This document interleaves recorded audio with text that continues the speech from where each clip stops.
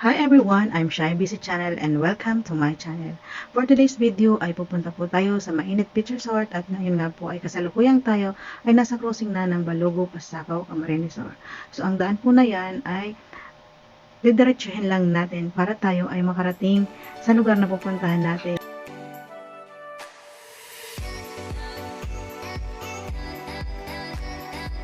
So dire-diretso lang po natin yan hanggang tayo po ay makarating ng Barangay Balogo.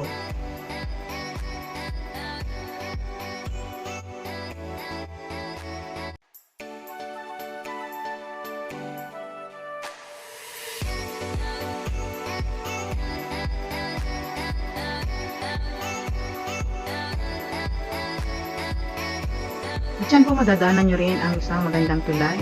At syempre yan ang lugar ng Boomtown Tribo. At ang kasunod po niyan ay ang Pulang Lupa at Puungol.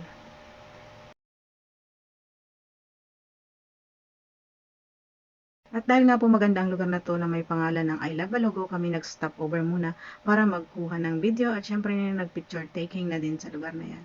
So yan po ang view dyan at nakikita na nga po ang bundok sa gitna ng dagat na tinatawag nilang Daroanak.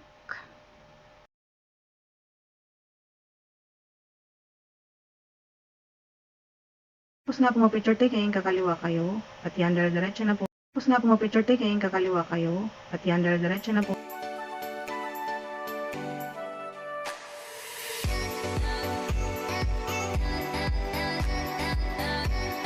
At sa unang bahagi nga po ay kayo ay kanan naman. Sundan nyo lamang po yung kalsada na yan at doon po yung kikita rin at minsan po may mga bakasyonista rin pong pumupunta sa lugar na yun dahil sa maganda nga po ang lugar. So ayun nga po kami ay tuloy-tuloy na po hanggang makarating namin ang lugar ng Mainit Beach Resort.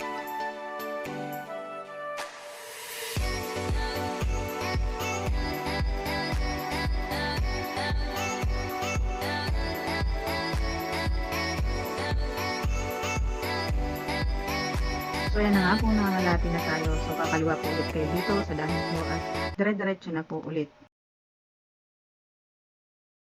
Ito na nga po, nakarating na tayo sa Malubak at hindi pa sementadong daan. Kumbaga sa buhay ay may mga pagsubok muna bago makarating sa ginhawa o finish line.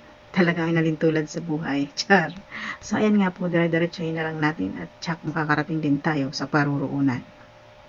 Konting-konti na lang guys, konting tiis na lang, kayo ay makakarating na sa aking gustong pakitang lugar.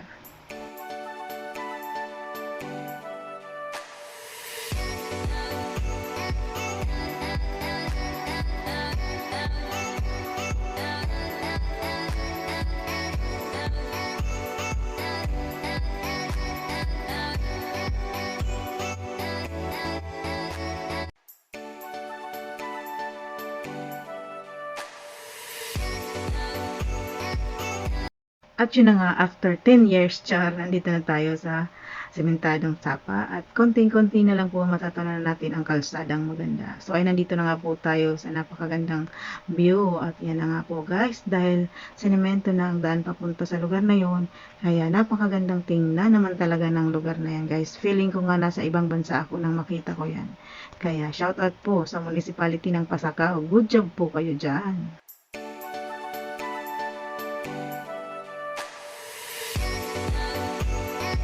At yan na nga, tuloy-tuloy na po tayo at natatanaw na natin ang lugar ng Mainit. So, ayan guys.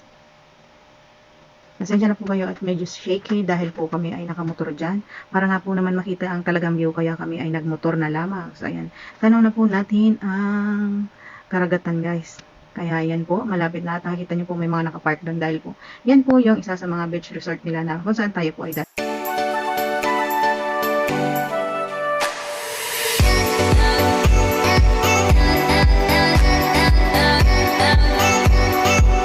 Yan na nga po, nandito tayo sa isang beach resort dito sa Mainit na ang pangalan po ay Paterno Andres Mainit Beach Resort at nakiusap po tayo kung pwede tayong mag-video. So yan, dahil pinayagan naman po tayo, ayan, naglakad na po ako pababa kasama po si Camiming Grace at ayan na nga po, kami ay naglakad na at shoutout din po sa aming videographer na si Katuklas dahil po sa kanyang pagtulong para tayo ay makakuha ng magagandang video dito sa lugar na ito.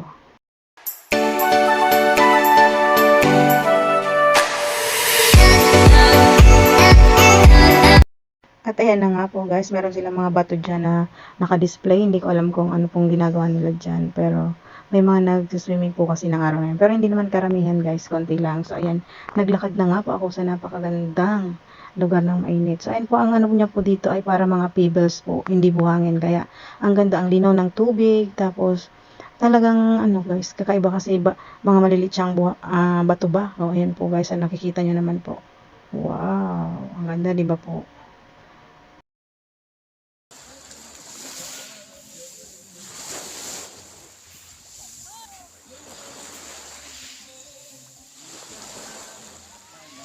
Kaya po kung kayo ay pupunta ng Pasakaw at maghahanap ng magagandang beach, isa po ito, ang Mainit Beach, ang i-recommenda ko po para sa inyo dahil bago pa lamang po yan at ngayon pa lang po nadidevelop ang lugar na yan. Kaya yan guys, ang ganda-ganda kasi mga pebbles po ang nasa tabing dagat, hindi po siya buhangin. Kaya ang linaw po at maganda talaga maligo dyan. So ayan nga po, naglakad-lakad na ako papunta sa tinatawag nilang Mainit. So mayroon po dyang lugar na may mainit na tubig na nalabas.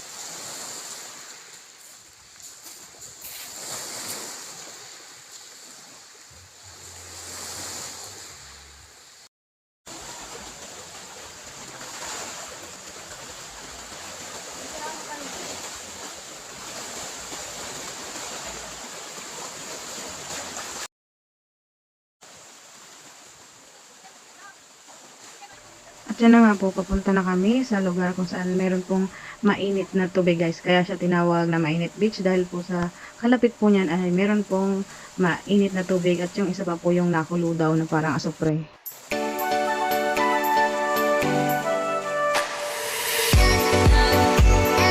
At yan po, tatawirin lang natin yung mabatong bahaging yan ng mainit or pwede rin po naman dun sa may kalsada dadaan. Pero mas prefer ko po yan para makita nyo po ang magandang view ng Mainit Beach. So ayan po, may cottage din pag tawid nyo dun sa kabilang resort. So ayan, nandito na po tayo kung saan.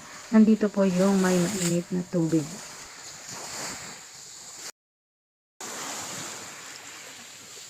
Dahil natuwa nga po ako sa tunog ng alon ko, so ayan, binidyoan ko muna po ang alon sa paghampas sa mga maliliit na batong yan. So ayan guys, parang nag-aaya talaga para tayo ay maligo sa dagat na yan.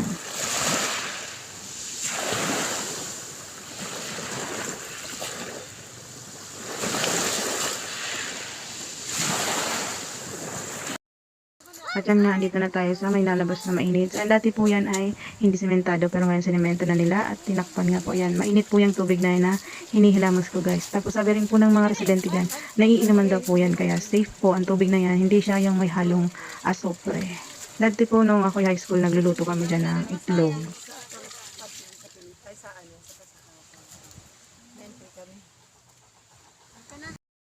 At dahil may nakita ako maliit na bangka guys, so ayan, pinagpipan ko ang sabon at feeling ko ako yung nagdadala. So ayan, saglit lang at umalis na rin ako. Ayan po yung paakyat na din kung saan pwede po magantay doon yung sinasakyan namin sa may kalsada. Yan po yung paakyat kung saan meron po rin dyang kubo at may banlawan. Yan po yung isang kubo, parang waiting sa mga magbabanlaw. At yung katabi po niya yung banlawan, pag ayaw nyo po dun sa mainit magbanlaw. Dyan po ay 10 pesos daw po per head.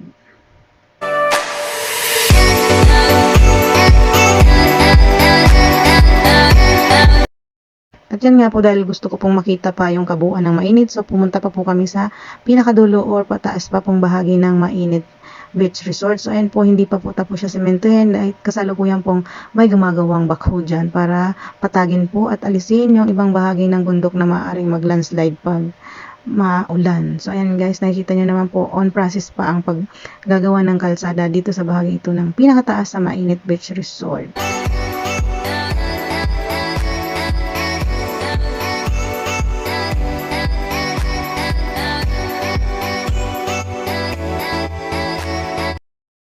I suggest guys na mas magandang nakamotor or meron kayong malaking sasakyan na pwedeng mag-video yung nasa taas dahil talaga pong mas makikita mo ang magandang view pag ikaw po ay nakamotor or nasa taas po habang kayo ay naglalakbay papunta sa lugar na yan.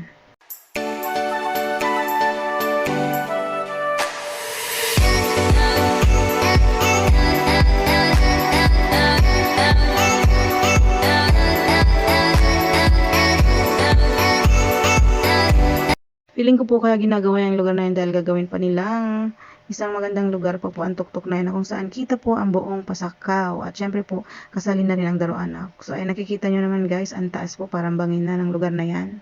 At syempre pag inikot mo po ang paligid, napakagandang tingnan. Ayan po. At yung kita nga po dyan yung Daroanak. At pag tinanaw mo po ng maigi ang buong Pasakaw po, kita dito sa lugar na ito. Kaya napakaganda po. Lalo na kung ikaw mismo yung makakakita sa lugar na yan. Sobrang ganda. Para ka pong nasa ibang bansa. So, ayun, kita mo po pati ang kalsada.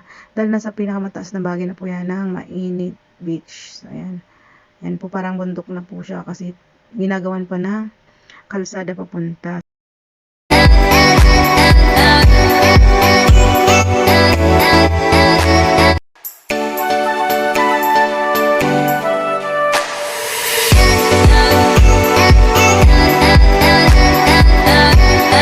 At yan na nga po, tapos na kami dyan. So, pababa na kami sa lugar na yan. At syempre, nandun po nag-aantay ang aking mga ka-team matinabang Pasakaw vlogger sa pangunguna po ni Sir Chief Tanod. Ayan, sila po yung tumulong sa akin para makakuha po ng video na to sa Mainit Beach. So, shoutout po sa team matinabang, especially kay Sir Alex, Vince, or Katuklas Vlog, at syempre po si Kamiming Grace at si Ate Moore. So, siya po ang naghawak muna sa aking bunso abang tulog para ako ay makakuha ng video.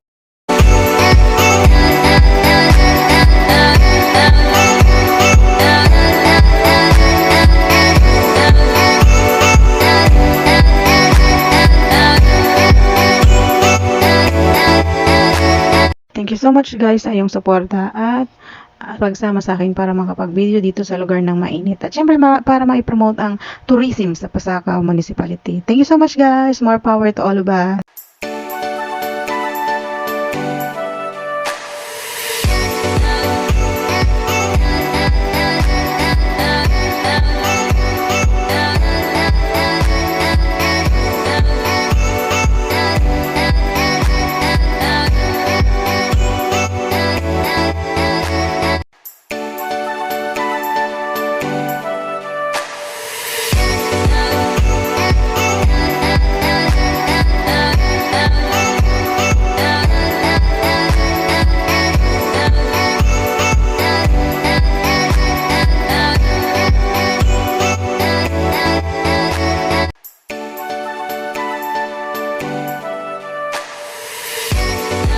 So, yun nga pala tutuloy nila yung sasakyan ni Sir Chief Tanod. Kami ay pauwi na guys. Nag-convoy na lang kami at ako ay sa motor na lang din sumakay hanggang kami ay makauwi sa Pulang Lupa.